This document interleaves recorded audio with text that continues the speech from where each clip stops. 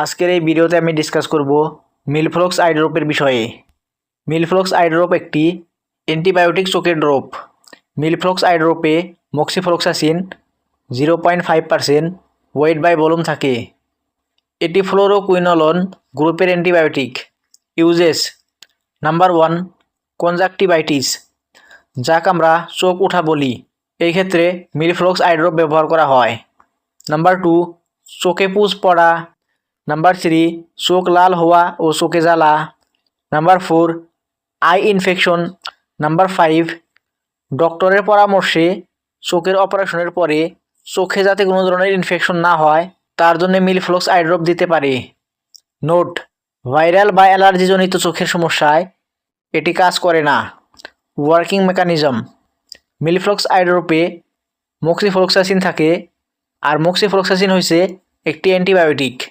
এই মক্সিফ্লোক্সাসিন অ্যান্টিবায়োটিকে ব্যাকটেরিয়ার ডিএনএ তৈরি হওয়া বন্ধ করে, ফলে ব্যাকটেরিয়া বাঁচতে পারে না আর ধীরে ধীরে ইনফেকশন কম হয়। অ্যাডাল্ট ডোজ: 2 ফোঁটা করে দিনে 2 বার। রোগের তীব্রতার উপরে নির্ভর করে ডোজ ভিন্ন হওয়া পারে, তাই ডোজ নির্ধারণ করার আগে ডক্টরের সাথে পরামর্শ করো।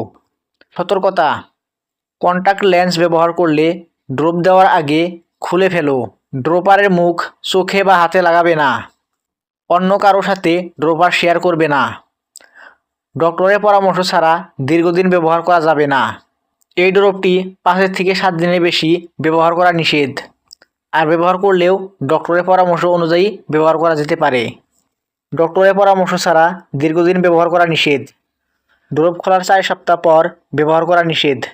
সাইড ইফেক্টস: সাধারণ অবস্থায় নিরাপদ, তবে ওভারডোজ হলে চোখে জ্বালা, হালকা চুলকানি, চোখে পানি পড়া, চোখে ঝাপসা দেখা, চোখ লাল হওয়া আদি সাইড ইফেক্ট হতে পারে। ইম্পর্টেন্ট নোট: এটি একটি প্রিসক্রিপশন মেডিসিন, তাই নিজে নিজে ব্যবহার না করে এই মেডিসিন নেওয়ার আগে ডক্টরের সাথে কনসাল্ট করো। তো এই ভিডিও জাস্ট এডুকেশনাল পারপসে বানানো হয়েছে। যে কোনো ধরনের মেডিসিন নেওয়ার আগে, যে কোনো ধরনের ট্রিটমেন্ট নেওয়ার আগে ডক্টরের সাথে পরামর্শ নিয়ে ট্রিটমেন্ট বা মেডিসিন নেওয়া দরকার, না হলে বড় ধরনের ঝুঁকি হতে পারে।